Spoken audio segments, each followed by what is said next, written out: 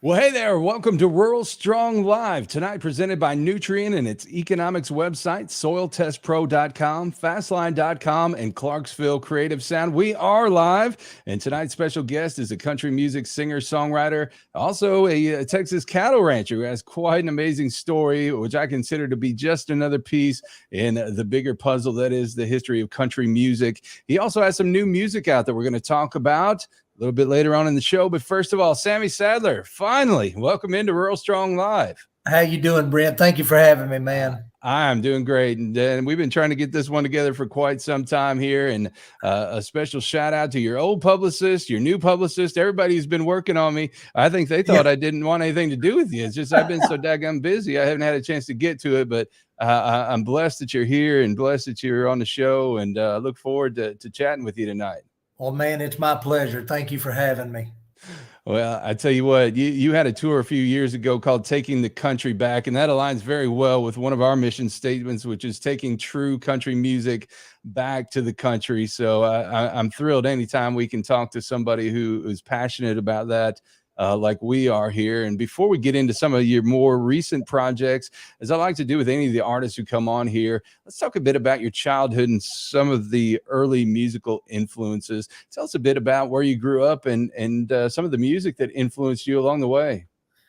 Well, I was born in Memphis, in 1966. And then I didn't live there. My dad was from Texas, so he moved the family back to Texas. So I've been living in Texas basically all my life since I've been about 2.5 years old or so. And, just, I don't know, I guess the good Lord just put the music in me, as at a young age. And they said, when I was real young, like 1.5, 2 years old, I'd pull myself up to the music Victrola or stereo or whatever they had and just kind of dance along and dance to the music. But as I got older, I guess one of my big first influences was Elvis.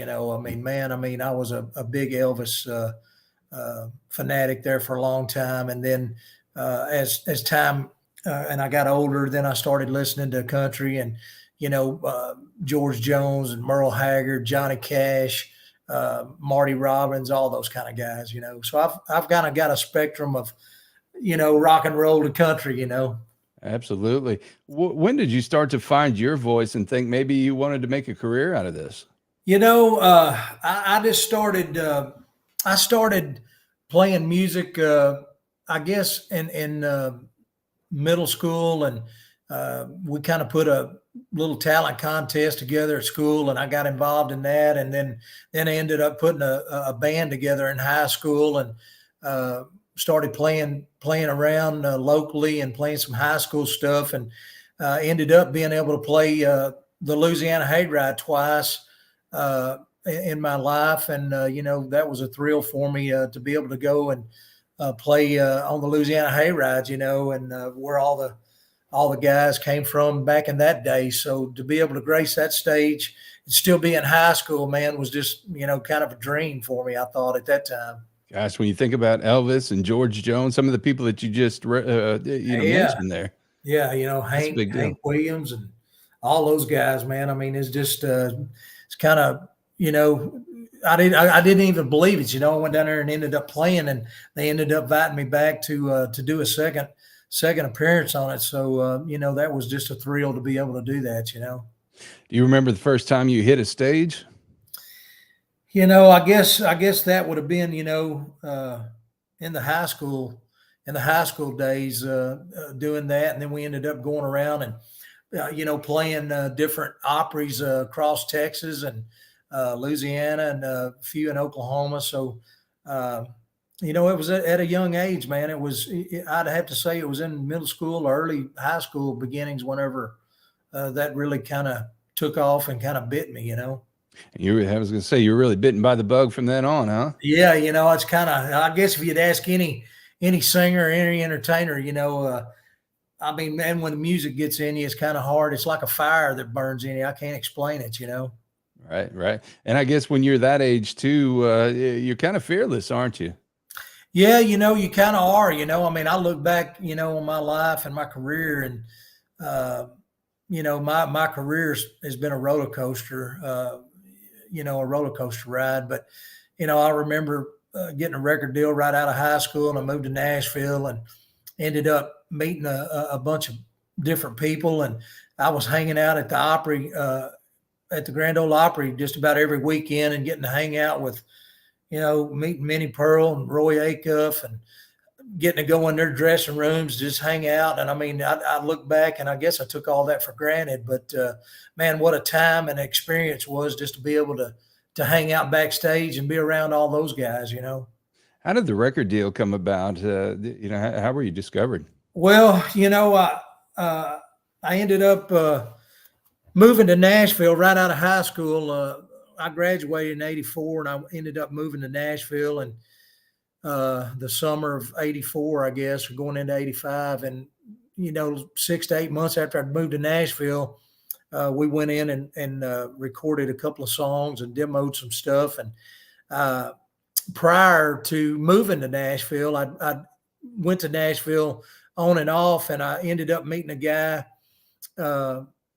named Ronnie Cummings. And Ronnie turned out to be a good friend, and him and I are still friends today. But Ronnie ended up having a lot of connections, and he ended up helping me get my first record deal. And we got that when I was 18 years old. And even though it was an independent deal, it's still a deal. And a lot of people had careers off independent labels, and so I don't knock anybody. I mean, if you get a deal and you've got music out there, you're competing against everybody. Absolutely. So tell me a bit about this young guy. What was he like? That photo right there, man, I think might have been in the '90s photo right there. But man, Brent, I moved to Nashville as a young kid, man. I mean, I was 18 years old, and I thought, if you could sing, and or if you had any kind of talent, that you could, you had a chance of making it. But I got a deal when I was 18, and by the time I was 21, back in those days, they didn't just go in and cut albums on you back then. They would put out singles and kind of see how your singles did before they would cut albums on you. So from 18 to 21, I had 6 nationally charted records, and we had cut the old Aaron Neville song, Tell It Like It Is. And that was my 6th single that was out, and my fastest rising single on Billboard and Cashbox and all the charts. And then on March 9, 1989, tragedy struck us, and I was shot and involved in what's known around the world as the murder on Music Row. And my career came to a halt that night. And, it's been a struggle ever since that night. So tell me a bit about what competition for airplay was like back then. 'Cause you talk about 1989, you were preparing to put out your first album there on Evergreen Records, and you had some big acts out there, like George Strait and Vince Gill, Clint Black, Garth Brooks was kind of right around the corner preparing to start hitting the charts. It wasn't easy to break into that scene. It wasn't then, and it's not now. I mean, it's not really changed. I mean, the competition is fierce, but it's just like we've got a single out right now that is out at radio, and they say that there's 900 and something songs released every week to radio. So, and it may be more than that, but the competition is fierce, and it's still as strong today, and probably more today than it was back then. hmm And I know so much was kind of brought into the light by the what happened there on Music Row. How cognizant were you of some of the inner workings of all that, and just some of that competition that really went on behind the scenes? Well, again, man, I went to Nashville just like anybody else. I was a young teenager, and I went there just like anybody else trying to make my mark in the music business, but it looks like Nashville made its mark on me. But I didn't have a clue as again, being an 18-year-old kid right out of high school. I mean, I was just a naive country boy. But knowing how the business really works, and knowing how things really go on, I mean, I had no clue that, talent plays very little in it. It's a lot of it's just about money and politics, and to know how the industry works was an eye-opening experience for me. All right. So I know you've told this story many, many times, but take us through that night of March 9th, 1989. As I understand it, you were with your friend who was a Cashbox music chart researcher, Kevin Hughes, and the two of you stopped by your label, Evergreen Records, to make a phone call after dinner. Before we get into that life-changing event for that night, tell me a bit about Kevin Hughes. How did you meet him, and what kind of friend was he? Well, Kevin and I had known each other. We'd only known each other about 7 or 8 months. And Kevin was the chart manager for Cashbox magazine. So he was in charge of where the top 100 records move on the charts. And I feel like as time had went on, if this hadn't happened to us, I feel like Kevin and I would have been, lifelong friends. I mean, you kind of know when you meet people, you kind of get a feeling of those people and the person. And we had a connection, that I just feel like we'd have been lifelong friends. And, his love, he had a love for music different than mine. I mean, obviously I'm a singer and an entertainer, but he had a love for music as far as where, how the charts were made and how records moved and how they went up the charts. So he had a different kind of perspective of love for music than I did, but we both loved music, and that's what we had in common. And to have something like that happen to us, he lost his life for being an honest man. There were record promoters involved that was found out when all this happened, that were trying to give Kevin money to move records up the charts. And he was an honest man. He wouldn't take their money, and they shot and killed him over it. And I just happened to be with him that night and was shot and left for dead. Did you have any kind of inkling that they were putting that kind of pressure on him at the time? I didn't. Kevin and I, we didn't really talk about the business end of stuff. We were just friends. I mean, he'd come over and we'd play racquetball where I lived, and we just hung out together, and we were just friends. We didn't really talk about the business end of it. So I had no clue that anything like that was going on with him, or he was under that kind of pressure or stress, Well, and the thing I find fascinating, I know when I was a kid, I used to sit in my basement and play radio station. Here I am today, still playing radio station in my basement here. But he's a kid in Southern Illinois that was more or less making country charts, and he gets to go to Nashville and get his dream job, and it turned out to be anything but.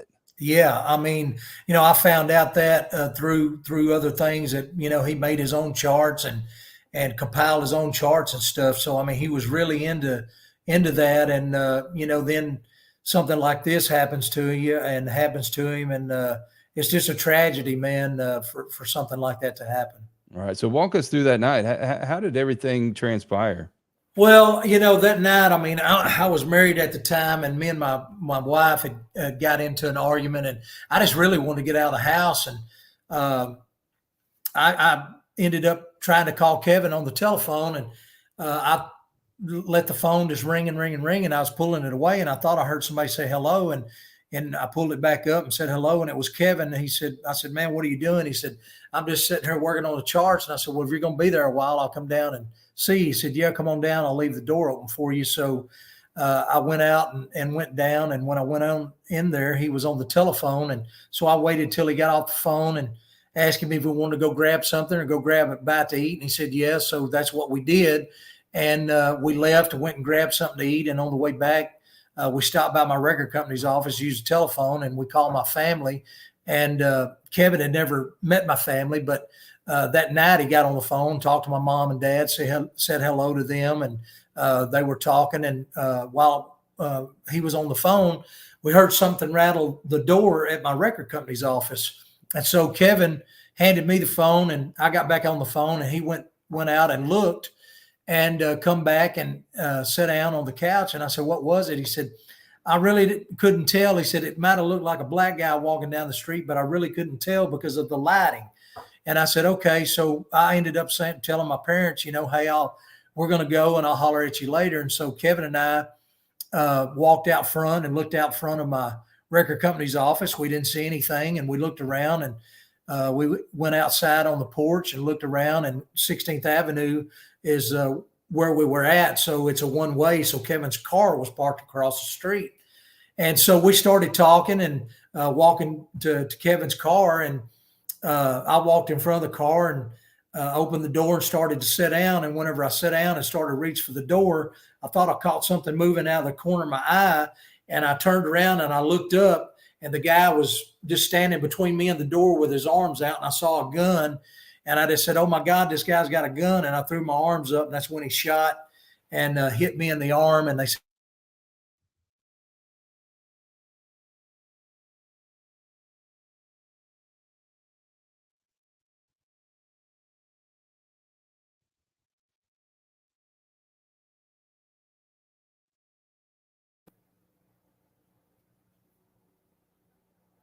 Oh, I think we're back now. I'm not. "Did I sure. lose you there?" Yeah, we had a little freeze up there. I got you.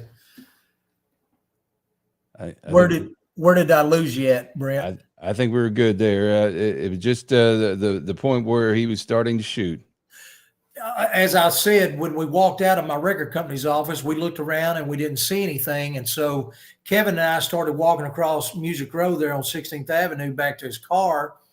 And I walked in front of the car and grabbed the door and sat down and started to shut it. And I thought I caught something moving out of the corner of my eye.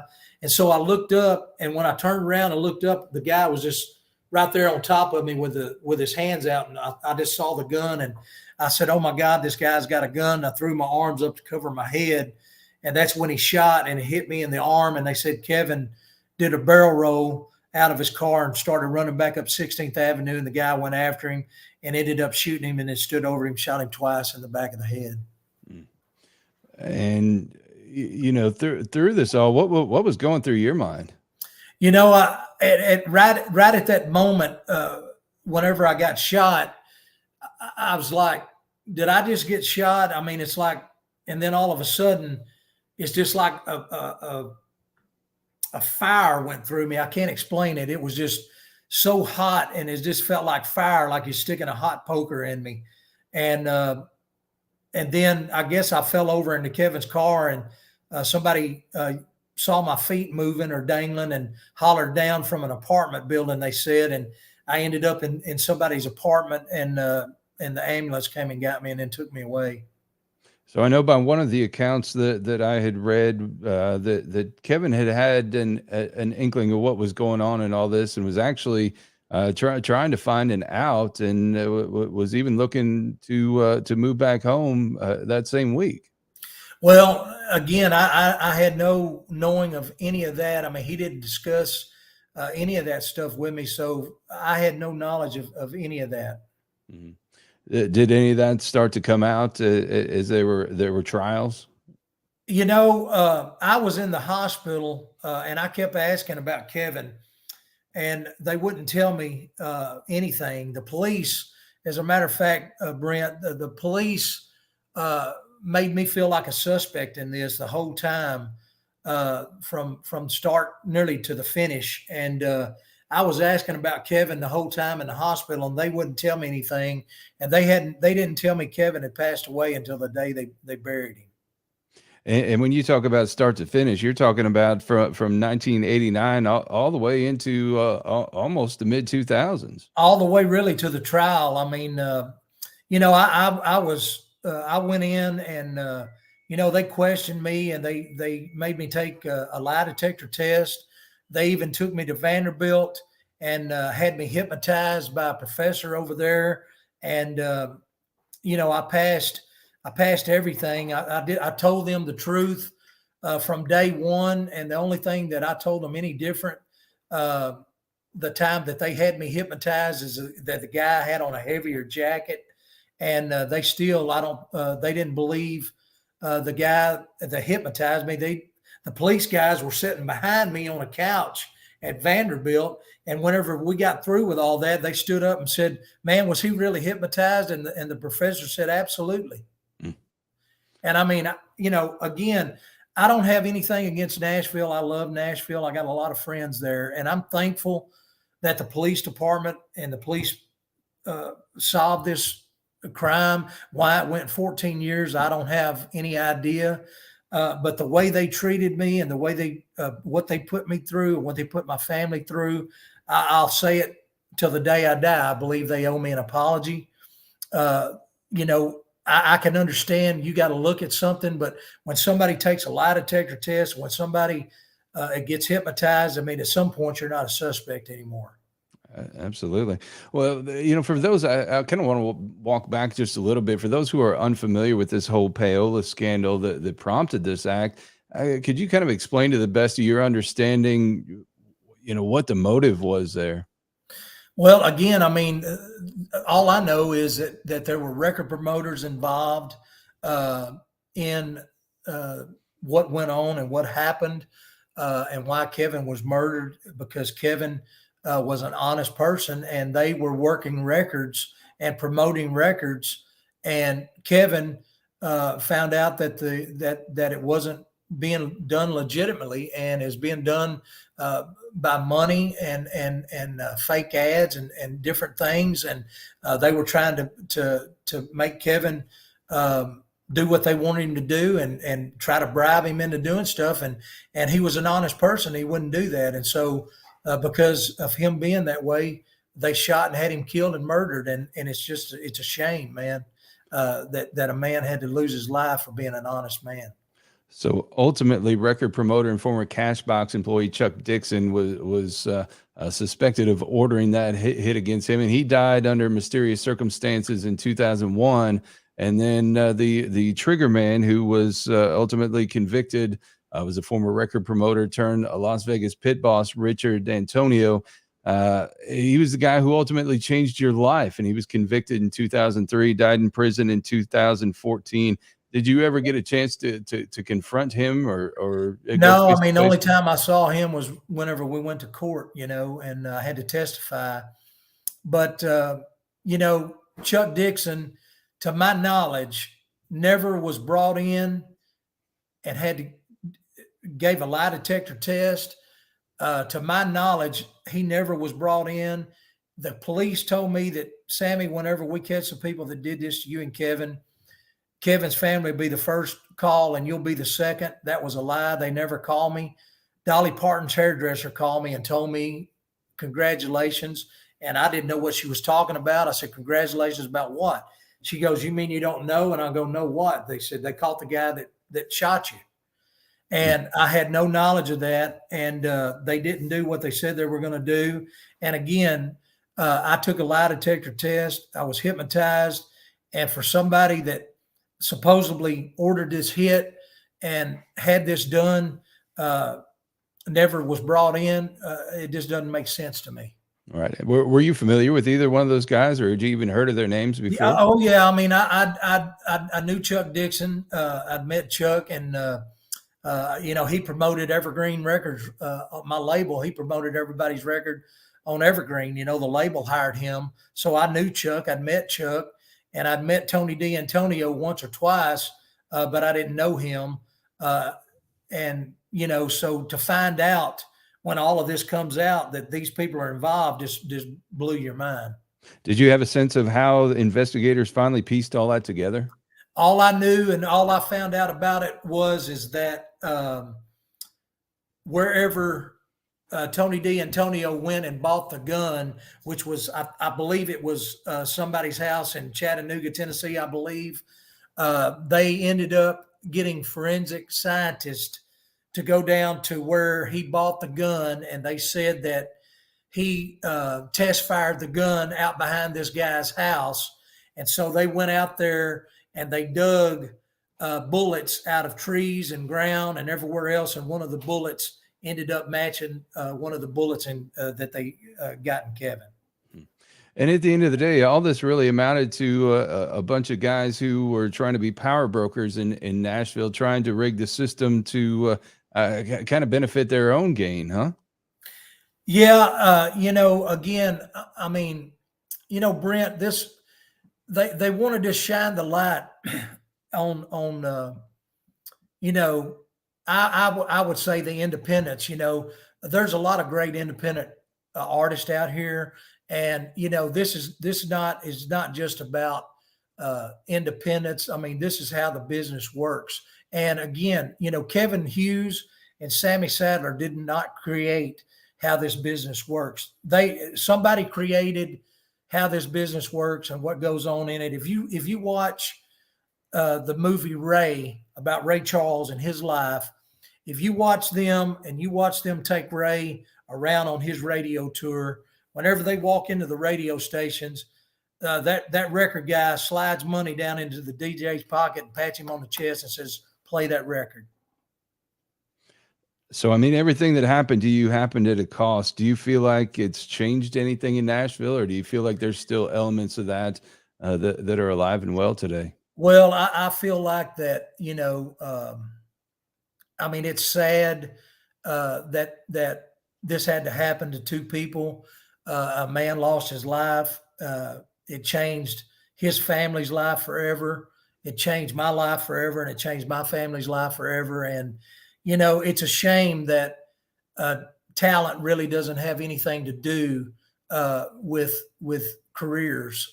And again, I'm just like anybody else out here. I'm just trying to sing a song and get my music to the people. And we're all out here. That the people that are entertainers, singers, songwriters, that's what you do.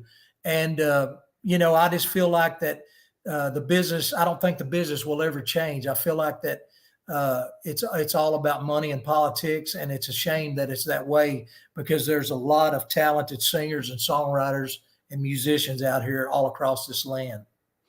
Well, after that day, man, at the same time that you're in the hospital trying to make sense of what happened and deal with some really intense injuries, here you are preparing to record an album, thinking you're on your way to joining some of those folks that we talked about earlier, possibly in music superstardom. And in the blink of an eye, everything changed. What went through your mind in those days and weeks that followed the shooting?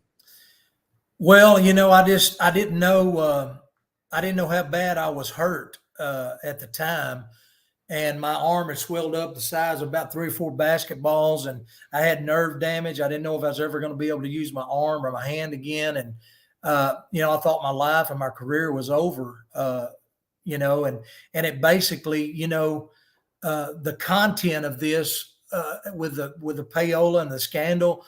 I mean, God only knows why one lives and one dies, and He's the only one that knows why this happened. I'm just thankful that I'm still here. I'm thankful that I'm still alive. I've got a second chance at life. I'm still out making music. I'm still pursuing what I came to Nashville to do so many years ago, and I'm thankful to still be here. Uh, why this had to happen, I don't know. I'm just thankful to still be here. And again, man, it's a shame that something like this had to happen. And I believe because of the content of it, that it's put a cloud over me and over my career because of payola. And I had no idea that this went on in the music business. I had no idea that this is how people's careers are made and how you break people at radio. And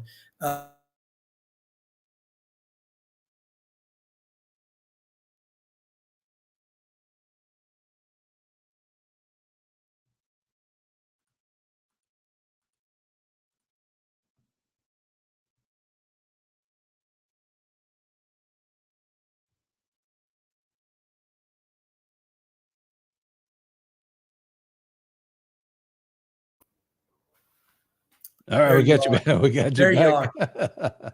I don't know Man. where I lost you at. No, we were just kind of talking about how things have shaken out in the business and in the years after this. I wanted to ask you, you told your story in the 2019 book, A Hit with the Bullet, and you've done a lot of press.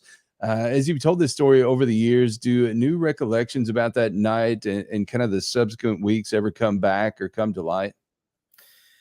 I mean, I've told the story, and all I'm doing, Brent, is I'm just telling the story through my eyes of what I've lived through, what I've learned. And Court TV just redid the Murder on Music Row on March the 9th. So if anybody is interested in any of that kind of stuff, Court TV aired the Murder on Music Row, A Hit with a Bullet, on March the 9th, and it's out there for streaming. So if anybody wants to go and watch that, they can go to Court TV. It's called Someone They Knew with Tamron Hall, A Hit with a Bullet, and you can stream that show if you'd like to learn more about it, if that's anything that anybody would be interested in. Again, I'm not here to down Nashville. I'm not here to say anything bad about it. All I'm doing is trying to tell my story of what I lived through and the eyes that I've seen it and what I've learned and what I've experienced through what I've lived through. Was it cathartic for you to put that book out there? I think it was, it's good in a lot of ways. And again, then I had to relive a lot of stuff. So I'm just, again, man, I'm thankful that God has left me here. Everything happens in God's time. And I'm just trying to tell my story and sing a song. And that's just what I'm trying to do, man. That's all I'm doing. Well, and you talk about having to relive some of that. You've talked before about suffering from PTSD with this, and I would imagine some level of paranoia, thinking, having to look over your shoulder, for so many years while you did this. How's the mental health today? I mean, how are things with you? Well, man, I mean, I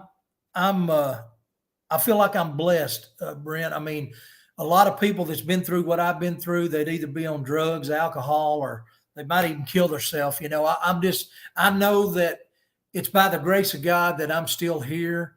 God is the one that has sustained me through it. And, I look back over that and I look back over my life, and I didn't know it at the time, but Kevin was a Christian and I wasn't saved the night that this happened. So for God to take him and leave me, why that happened, and only God can answer that, and only God knows. But I'm so thankful that he thought enough of me to save me and to give me a second chance on life. I am a Christian now. I've been saved for many years now, and I'm just thankful that God thought enough of me to save me and leave me here. And if what I've been through, if I can help somebody, or I can help somebody come through something that they're going through, then maybe I've done my job, and maybe I'm doing what he wants me to do for him. And he's blessed you with a unique gift, and that gift is music. And I know I've heard you talk before about just the power of music and how you use that as your ministry to reach others. It is, I can't explain. Again, as I said a while ago about entertainers, only entertainers know what kind of feeling you get whenever you entertain people. And, I know what it does for me. That 90 minutes that I get to go and sing for somebody is a time when I'm happy. The world is, the hustle and bustle and the pressure and all the stuff out here is just gone. It's just, I can't explain what it is to be able to go and sing and entertain for people. And the powerful, the music and the power of a song can change somebody's life, and I'm just thankful that God gave me a talent, and I hope I get a chance to use that and to get back out there and sing my songs and tell my story. And again, I survived a bullet. I don't know what somebody is out there dealing with. I don't know what they're dealing with in their life, but whatever it is, I know the man that knows the answer, and that's Jesus Christ, and he can help you through it. Amen. Amen to that. Man, how often during your recovery did you think about your music career? Was it a hard thing to think about, or were you determined to make it back? It took me 2 years to recover from being shot that night. And they said that all that happened in 7 seconds. And the first operation that I had to endure, I had to go through that. And then 6 months later, nearly to the day, I had to go through another operation for a nerve graft in my arm. And so 2 major operations. I got 100 staples down my arm. I still carry the bullet in my shoulder. And, there for a while, I didn't know if I was ever going to be able to use my arm or my hand again. But thank God, you wouldn't know it if I showed you, but I've still got a little bit of damage with the nerve that they had to graft together. but I can use it again, and I can play the guitar, not as well as I used to. So I'm just thankful that I'm able to use my arm and still be here pursuing a dream I started 30 something years ago, man. What kind of support did you have from your family and friends along the way? Well, that's the thing, man. After I got shot, I moved back to Texas, out here to where my family lives, and I never really moved back to Nashville. I go back and forth when I need to do something, or I need to record, or I'm looking for songs or something. But I just came back. My family is the one that helped me through everything, and my mom's not here anymore, but her and my dad supported me and have always supported me through everything. What kind of support did you have from the country music community? You know, it's funny you say that. You see really when something happens to someone in the music world or the music community, everybody seems to rally around them, but nobody rallied around us. Nobody came to my aid. Nobody came to Kevin's aid. And it's kind of funny you asked that question, Brent, because I was in Nashville. I don't know, this has been 8 or 10 years ago now, when I was up there and I was at country radio seminar, and I was in town recording as well. And I took a break from the recording studio and I run down on West End to get me something to drink and just get out of the studio for just a little bit. And I was at the gas pumps and I heard somebody holler, "Hey, Sammy." And I turned around and it was a record promoter there in Nashville. And he's promoted over probably 85 #1 records. And he come over there and shook my hand and asked me how I was doing. I told him I was doing okay. And he said, "Man, what would you think about doing something for Kevin down on Music Row?" I said, "Man, I think it's a great idea. Just let me know what you want to do or what happens, and I'll be there."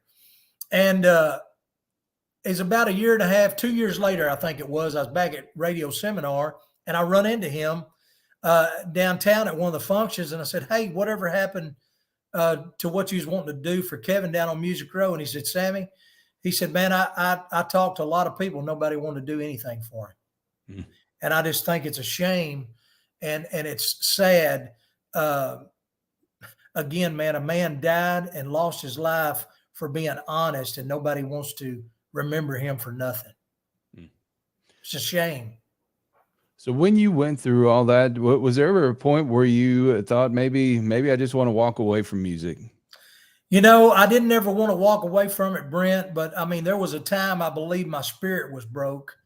And that was a really hard time for me because I've had music in me ever since I was a little kid. And I just living under the stress, under the pressure of not knowing who, why, what. Is somebody still trying to kill me? Is somebody after me? I mean, it took a toll on me, and I think it broke my spirit. And I walked away from music for a while. I didn't even play the radio for a few years, and I mean, it was hard on me. But God has a way of tugging at you and pulling at you, and I just believe that ever since I was shot, I've never been able to sleep without having a sleeping pill or something to help me sleep, because it done something to me to where my body and my mind will just not shut down. But the night that they convicted the man that they said that pulled the trigger and shot us is the only night I've ever been able to sleep without a sleeping pill. Mm. And I've got PTSD. I didn't know. I thought PTSD dealt with just people that went to war or went to combat, but PTSD affects people no matter what kind of trauma you've been in. Mine was a gunshot. There's people, rape victims, just different things that traumatizes people. So it's been very, very hard to deal with. And I'm sure that's, been a factor in relationships for me. It's hard for me to trust people and believe. Before all this happened, I was a kind of a happy-go-lucky guy. And, I guess I was naive. I mean, it's changed me in a lot of ways, and some for the good and maybe some for the bad. But it's hard to trust people anymore and believe in people. We have a lot of connections to Texas, and that was an area that you turned to when you revived your career. And on March 9th, 2004, which was the 15th anniversary of the ambush, you put out Hard on a Heart on the Tri Mhm. label. And the title track placed in the top 10, the Texas music chart, and went #1 in Europe for 7 weeks. How much did the Texas music scene do for helping you get your career back on track? Well, it's you talk about that album. That album's got some great songs on it, and it never saw the light of day. As again, I told you earlier, maybe before we went on the air, my career has been a roller coaster ride, to say the least. And I've had 3 record deals, and every time I've gotten the record deal and got either the first single fixed to go out or goes out, the record label either restructures or it gets bought out and they close down the label. And that's happened to me 3 different times. So it's kind of left my music unheard. And, everybody knows Sammy Sadler's the survivor of the murder on Music Row. And, that is always going to be a part of me. I'll never be able to get away from that. But the point of that being is I'm a survivor and I'm an overcomer. That's not all to Sammy Sadler. Sammy Sadler is a singer. Sammy Sadler is an entertainer. That's what started me. That's what got me going. And people has forgot about my music. And that's the thing is I've never went away, and I'm still here and I'm still making music, and I'm coming back now, and I want everybody to know about my music. And I'll be glad to talk about the murder on Music Row. I can only tell you what I've lived through my eyes and what I've learned through it. All right. Well, 2012, you hit the road with Doug Stone. And then in 15, 16, you did that tour we talked about with Ken Mellons and the late Jeff Carson. How much did it mean to have the support of those guys? You know, uh, when Ken and I got together, man, I tell you what, him and I are just old country boys, and we hit it off well, and we've got a great friendship, and to have Jeff come out with us, what a blessing that was. I mean, he's a sweet guy and a good singer and a good entertainer, and it's a shame that Jeff had that heart attack and passed away. He's going to be missed in the country music world. But to be able to put that together and take that out was great. And, we met a lot of fans and made a lot of new fans. So that was a great thing and a great experience for us. And now, COVID hit and everything kind of shut down, and shut down a lot of people in the music industry. And, a lot of guys that didn't have something to fall back on, man, it really, really hurt them. And, we're out now, and I'm trying to regroup. I'm putting a brand new band together here in Texas, and we're trying to gear up to go back out. And hopefully we're going to be out sometime this summer and start bringing shows. We're just going to concentrate on Texas, Oklahoma, Louisiana, and Arkansas, kind of this region down here. But if anybody wants to book us, we're open to come and play for you wherever you're at. But we're going to be based in Texas. I moved my bus back down here, and so we're regrouping, and we're looking forward to coming back out and bringing a new country music show to you. Well, in 2021, you paired with Buddy Hyatt of Toto fame. He's also worked with Lee Greenwood and Randy Travis, Mickey Gilley, and Dalian Vincent, among others, for a really Yes. cool duets album with folks such as our friend of the show here, T. Graham Brown, and Marty Yeah. Raybon, and Larry Stewart. What did it mean to have those guys in your corner? Because those are some big names. And I know you talk about a lot of people wanting to keep it at arm's length, but for those guys to step in there, that seems pretty special. Yeah, I mean, it was, we went back and we titled that album 1989 just for the fact of that's when the murder on Music Row happened to me. That's when my career came to a halt. I went back and I wanted to go back and I wanted to put some songs together from that era because, number one, I think it's some of the best country music that was ever produced and some of the best music that was ever out there.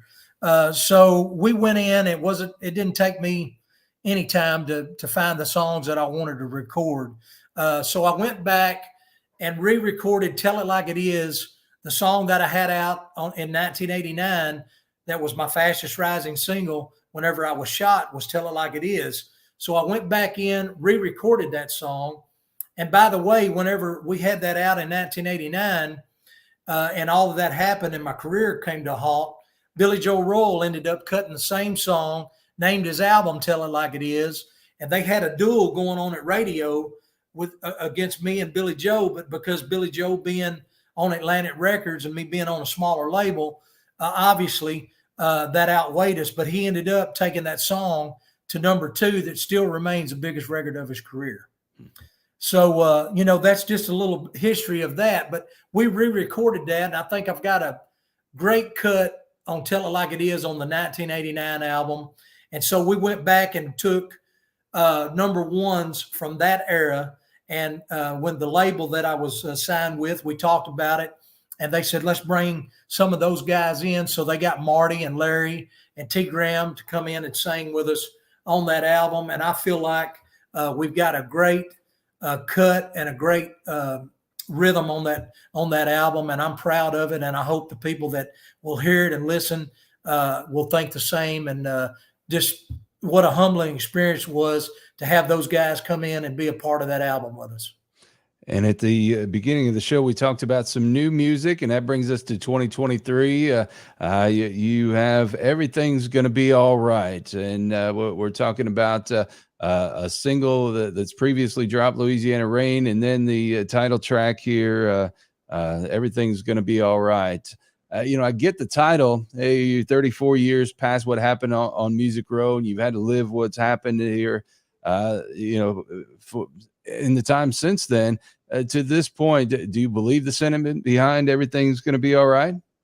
I really do. That song is a Steve Wariner and Bill Labonte song, and when I heard that song, I just fell in love with it. And, again, man, for me to still be here and still pursuing what I've started out so long ago, I really believe everything happens in God's time. And I believe everything's going to be all right. And whatever God's path is for me, he'll open the doors and we'll walk through what we need to walk through. And I'm just thankful to still be here. And I really believe in that song. And I feel like it's a perfect song for really the times that are going on out here in the world and what we're living in, man. I mean, if everybody would just try to come together and love each other, everything would be all right, except, everybody wants to feel like everybody's at war out here, sometimes. Right. Well, I tell you what, I did the math. Since March 9th, 1989, 12,445 days. And you're here, and it's a blessing.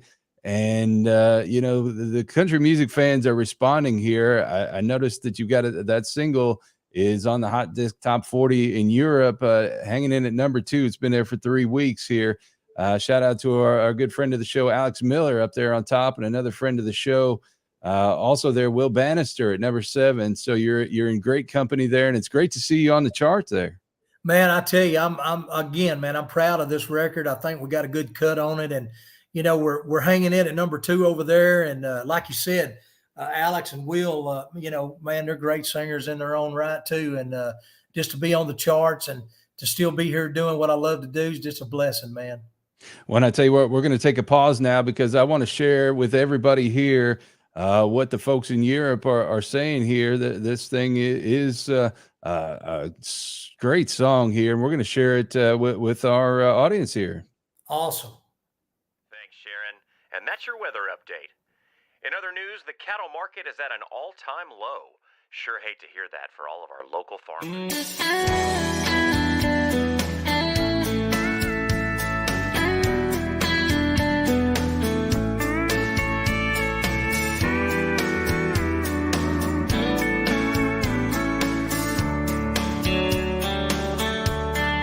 Too little money, too many tears.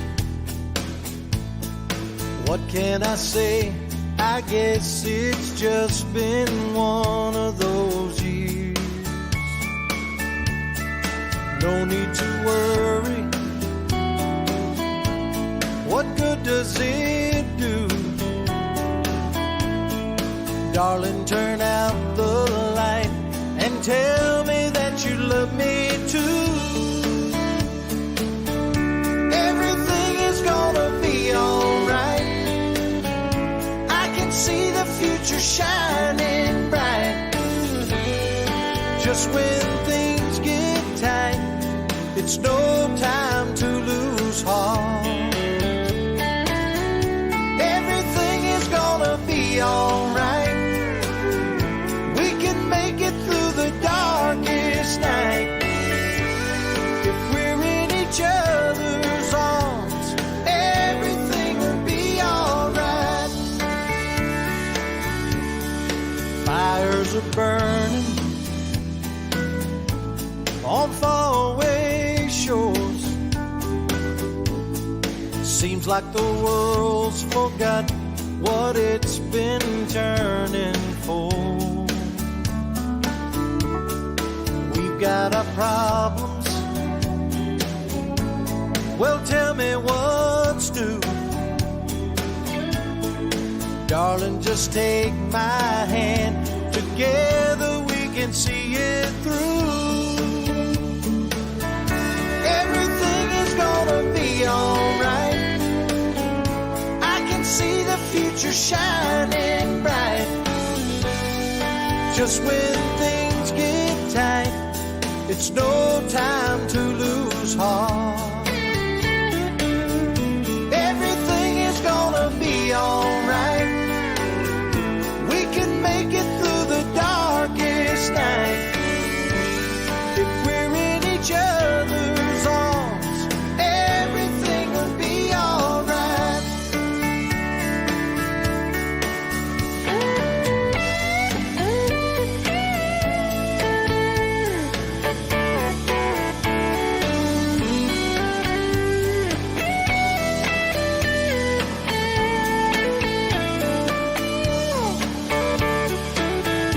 Everything is gonna be alright.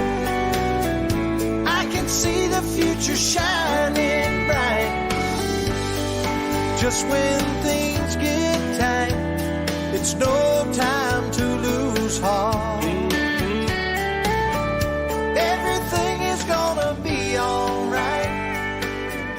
We can make it through the darkest night.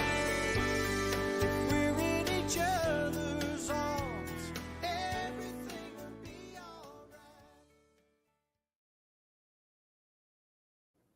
alright. Taking true country music back to the country. It's Sammy Sadler. I love it. Oh, Great man, stuff. thank you. Beautiful song. Thank you so much. Does it amaze you as an independent artist how much you can get done on your own, from recording to distribution to marketing, without being beholden today by a major label? It seems like it's so much more accessible, and there's so much more you can do on your own and kind of chart your own course. You know, it really is. And that's kind of what I've decided. You know, like I told you, I've had 3 record deals, and every time I've gotten the deal, they've either gotten bought out or restructured, and they closed down the country division. So we're just kind of taking it on ourselves to put out our own music to where nobody can stop us. And you know, we put out what we want to, and make the decisions where we can do what we want to do. So what does the future hold for you? What do you hope you had to accomplish in your career? You know, all I want to do, you know, Brent, is I just want to be able to do what I love to do again, and get back out on the road and make a living doing what God gave me the talent to do. And I just want to sing a song and tell my story of what I've lived through. And again, if I can touch somebody's life, or I can help them through something, or help them through a struggling time to where they don't give up and know that there's hope out there and to keep going, that's what I want to do. And hopefully God will allow me to do that. Well, when you're not making music, we mentioned earlier in the show, you also raise cattle in Texas, and bonus points for working in grain bins and cattle into that video. Yeah, man. I mean, Levi Mayfield made that video for us, and he incorporated that in, and I think it turned out pretty well, man. So tell me a bit about what you got there on the farm for cattle these days. We have got Black Angus out here, but we got one Red Hereford in the group. But man, they're eating that grass up right now. It's starting to come up. We've had a bunch of rain, and now they don't have to be hayed right now, so they're loving that green grass. And we got some babies out there, and they're running and jumping. So man, they're having a good time out there right now. And this is something that you and your family have done for quite some time. Yeah, we've really been doing this 25 or 30 years now. You know, we keep about 20, 30 head all the time. And, we do that, and then we do construction stuff too. So we're just a mixture of everything, man. We just do what we know to do. And I've got to ask, because I know I saw a post that went up here a day or two ago about your dad being in for some surgery. How's he doing? He's doing okay. He's 84 now, and he's winding down. But thank God the good Lord's kept him and keeping him with us, and so far he's hanging in there pretty strong. Well, we'll keep saying prayers for him here Thank that you. he'll make a full recovery here, and you can keep him around for a long time. I hope so, man. Thank you for that. Well, I tell you what, if folks want to know more about your music or follow your career or purchase a book or CD, where can they go to do that? Okay, if they want to follow us, and again, you can go to my website at sammysadler.com. If you want to buy an autographed copy of my book, you can get it there on my website. If you want it autographed, I'll be glad to do that for you. If you want to get my book on Amazon, you can get it there as well. If you're not a book reader and you like to listen to it, it's up on Audible. So you can go there and you can download it and listen to the book there. You can get all of my music on wherever the streaming platforms are. Go there and you can get all of that. If you want something off my website, musically, a CD, if you still buy those and would like a copy of that, go to my website and I'll be glad to get you a copy of my CDs, and I'll autograph that for you as well. Keep up with us on SammySadler.com, all of Facebook. I'm at my real Facebook is Sammy Sadler Official. So go there. That is my new Facebook, Sammy Sadler Official. And then follow us on Instagram, Twitter, YouTube, and tell all of your friends about it. Tell all of your friends about my music. Tell those guys to share it and share it with their friends. And that's how we grow our audience and people find our music. So to all the fans and all the people that listen to the music, that's how we get discovered. So if you like what I do, tell your friends and tell their friends, and that's how we grow everything. And I would greatly appreciate it if you do. So I got to ask you about this picture on the website. Was that taken down on Music Row? I've got a new website that's coming up here shortly, Brent, but right now that's the cover of my current website. And that is where we come out of my record company's office. That was my record company's office. And that's where we walked out of and across 16th Avenue. What's it like being down there today? When I first went back, it was kind of eerie to go back to that scene and back to that night. As a matter of fact, the night that happened to us, just 2 doors down at Emerald Sound, Waylon and Willie and Chris and Johnny and them were down there recording the Highwayman album that night. And there's footage of it somewhere, but Chris and Willie were standing right there on the sidewalk watching them load me up in the ambulance that night. So it's, it doesn't bother me as bad now as it did when I first went back to Nashville. As they say, things get easier in time, and thank God that it does. But that night never leave me. I mean, it changed my life forever. Man, well, I tell you what, I am thankful you're still here, and I'm thankful that you took the time to do this with us tonight here. And I want to invite you to come back anytime to share new music or just to hang out and talk cattle. Man, thank you so much. Again, thank you for giving guys like us a platform to get our music and our stories to the people. So thank you for what you do. And man, I'd love to come back anytime. And again, man, if there's anything we can do for you or your community, let us know. Anybody wants to book us or bring us into their hometown, go to my website and get the contact information, and we'll try to work with you the best way we can to come and play for you. Absolutely. Yes, definitely. And if you happen to be in any of those areas down there around Texas or Arkansas or Louisiana or anywhere he is, Oklahoma, make sure you go check him out in concert here, because it's true country music. It's the good stuff. We were talking about offline. I've been seeing more and more people bemoaning the fact that country music is dead. And I always laugh at that. Half laugh, half it makes me angry, because we're working so hard to create pathways to take that music back to rural America. So I hope everybody's paying attention, and we'll go out and support artists like Sammy, who are out there trying to keep that true country music tradition alive. And I know a lot of the people who are checking in here tonight are of that ilk, and we want to thank them for taking the time to be with us here and supporting true traditional country music. And I'd love for you to come and check out our Tractors and Troubadours podcast, where each week we bring you agriculture industry newsmakers, hot button industry issues, educational features, and the best in traditional country music. And that can be found at ruralstrongmedia.com or wherever you get your podcasts. And that's a whole lot of places. So I hope you go and subscribe to that and share it around with friends, leave comments and ratings so we can keep boosting that stuff.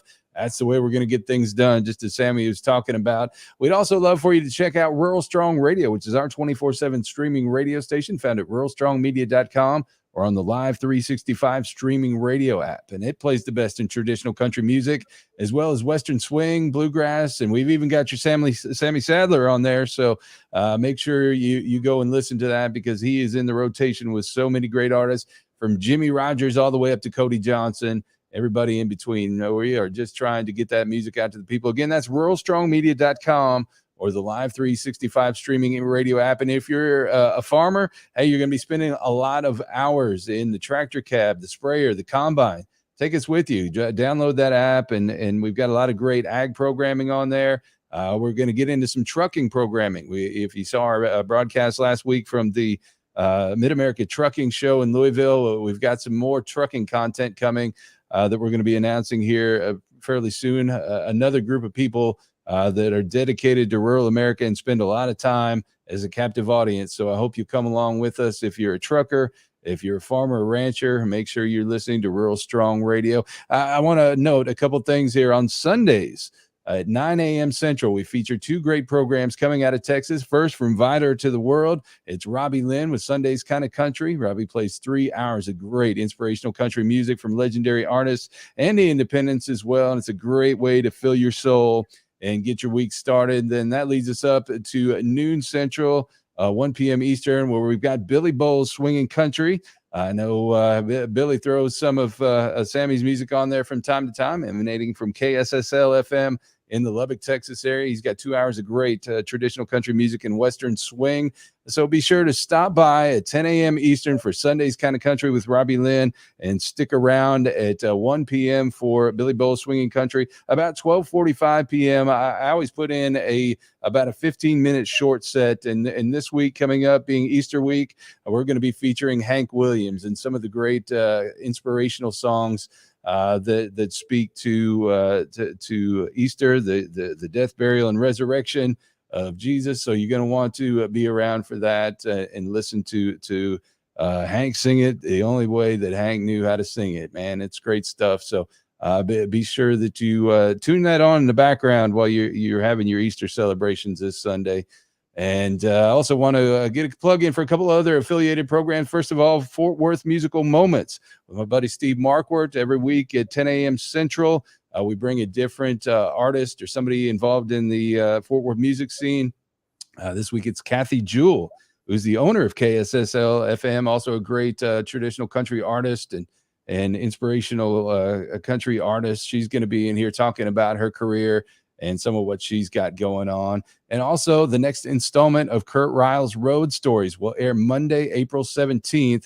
And Kurt is the co-owner of the Clarksville Creative Sound label in Clarksville, Tennessee, and a producer and studio musician who's worked with everybody from Mel Tillis and Vern Gosdin and Ray Price to Taylor Swift and Justin Moore and Chris Stapleton. So the guy's been around, seen a lot, done a lot, and he's got some great stories. Every once in a while, he'll tell on himself. So it's good to listen to that. You can find that on the Kurt Riles Road Stories Facebook group and the Clarksville Creative Sound Facebook group. And one last item, Thursday, tomorrow, 2 p.m. Eastern, join me for a Rural Strong Live agriculture programming as I bring in soil test pros Patrick Campbell to discuss things that you should be considering before you begin your spring soil sampling.